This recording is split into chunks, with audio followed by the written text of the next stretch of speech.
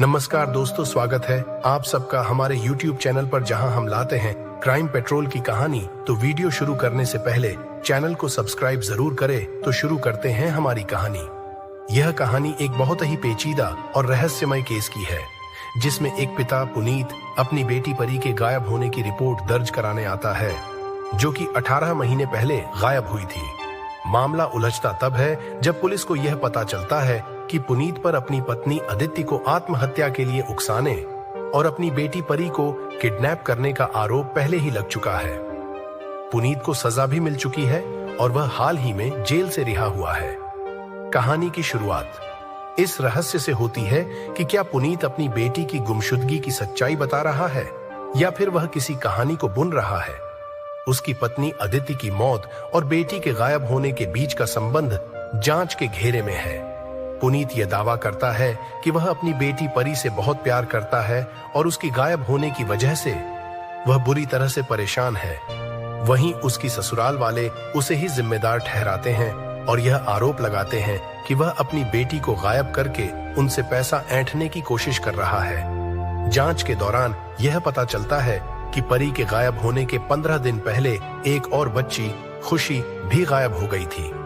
Police इस तथ्य को भी जोड़ती है कि परी के गायब होने वाले दिन ही स्कूल के गार्ड राजू ने भी अपनी नौकरी छोड़ दी थी।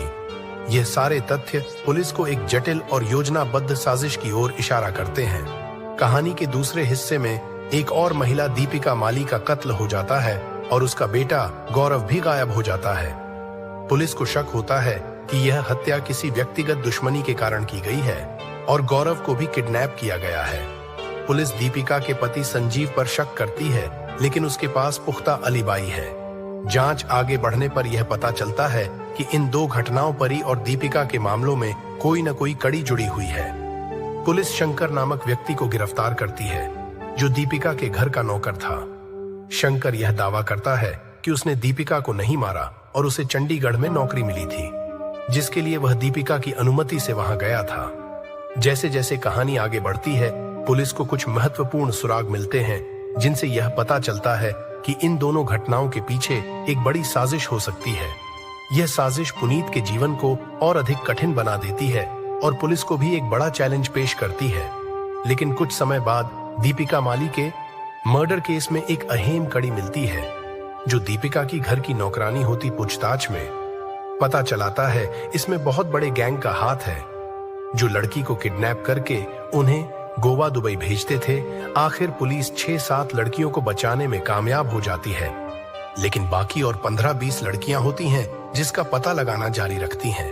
पुलिस और सबसे बड़ा सवाल यह कि इन सभी घटनाओं के पीछे असली मास्टरमाइंड कौन है।